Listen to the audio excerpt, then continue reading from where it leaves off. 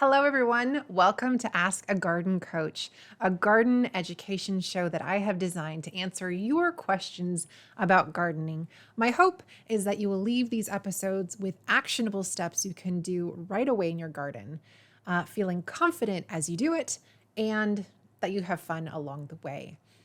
As always, if you have questions that come up as you're watching this or while you're out in the garden doing some work and you see something or you think about something, send them my way. You can leave them in the comments of this video, find me over on Instagram, check out my email address, my website. There's lots of ways to come find me, but I want to answer your questions.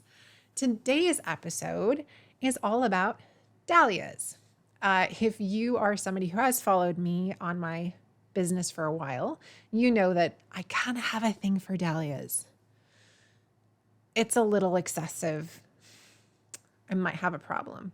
But I find this flower to be so incredibly fascinating in its diversity of form and color and shape. And it's just a kaleidoscope of beauty that I think, okay, I've had enough, but every year they start blooming again and I'm just overwhelmed by what they bring. But today I want to talk specifically about growing dahlias from seed. Now, dahlias, if you've ever seen them, gone to the big box stores this time of year, you'll see dahlias in those little totes ready to go in the ground. And what they sell you are the tubers. Now, dahlias are a perennial, and the perennial part of the plant is the tuber that lives underground, right? And so when you grow a dahlia from a tuber, you get an exact clone from the parent plant every season. If you plant a beautiful Cornell dahlia and you divide those tubers, every single one of the tubers will look like a Cornell dahlia every single year, unless there's some sort of chromosomal difference that has an anomaly, and that does happen. But most of the time, they will always look the same. The way that they look different, or you make new varieties, is through pollination and germinating dahlia seeds. So dahlia seeds, I've done dahlias from seed now a couple of years. This year was the first year of so I saved them for 2 years ago. I grew them this last summer. I had a whole bunch of success and a lot of beautiful flowers. And then I got a little nuts and I saved a couple seeds. This is like 2 ounces of dahlia seeds.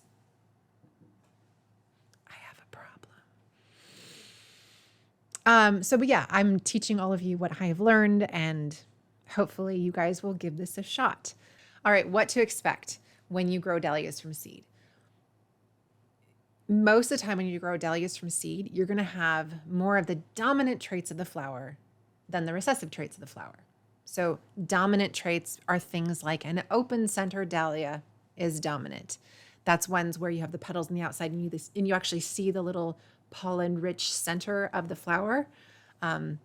Open center.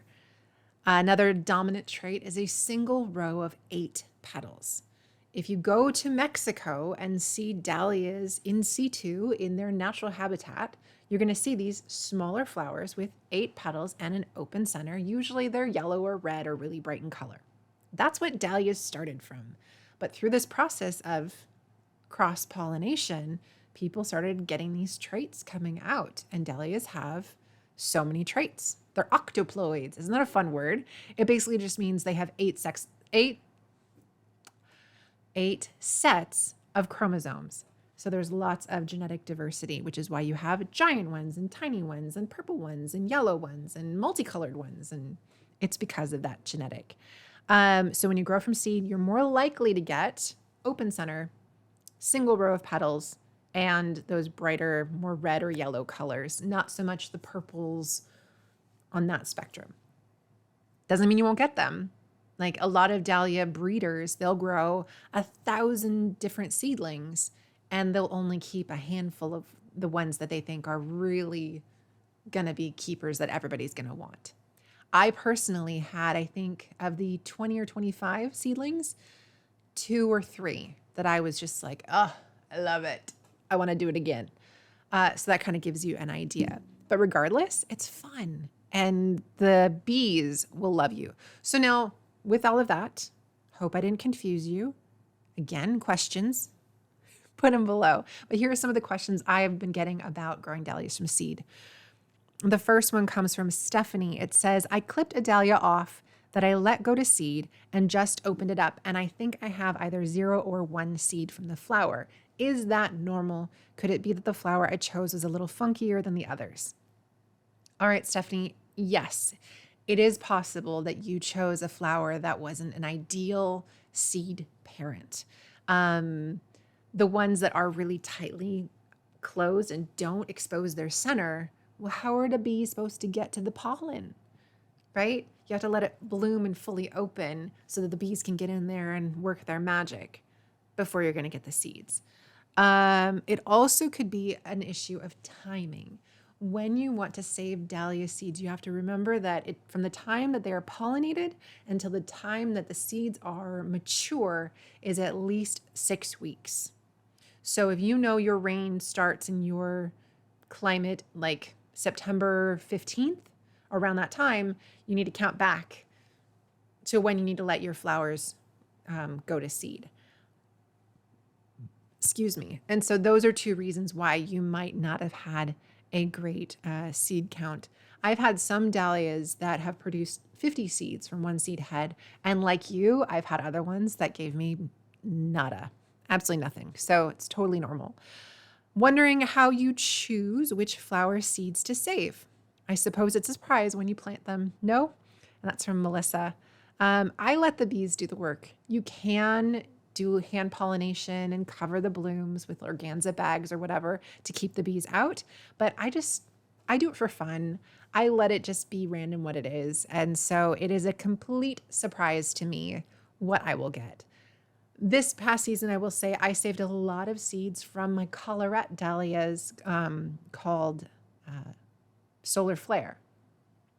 And the babies that came from that seed collection, they were all collarettes, meaning they had an 8-row of petals, eight petal single row, and then inside had little half petals. They're really cute. And I had red ones and burgundy ones and yellow ones and pink ones and like reddish and white and pink stripy ones, but they were all collarettes because they had that genetics. So you can kind of have an idea of what you might get, but really it's a mystery till they bloom, and I think that's half the fun. Will the seeds all be viable? So from this, will they all be viable? No, they won't. Viability in dahlia seeds can be a little tricky, but when you are looking at your seeds, this goes the same thing for like zinnia seeds, sunflower seeds. If you feel the seed and it feels thick, like there's a seed inside, because this is the shell. This isn't the seed. The seed is inside. So if it feels a little bumpy, there's usually a seed. If it does not bend really easily, there is usually a seed in there too. And I go through my seeds pretty carefully and try to remove all the ones that are not viable so that they don't waste my time or anyone else's time for that matter.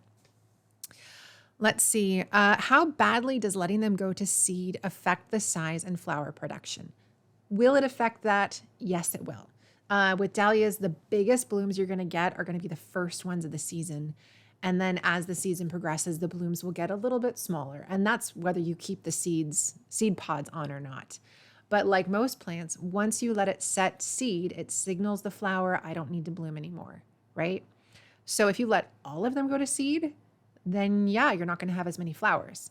But if you let 1 or 2 stems set seed, it'll still make other flowers. And I mean, if you're doing it for production value of stems, then maybe just have a specific plant that you have dedicated to producing a seed, and you just know you're not going to get as many flowers off of that one.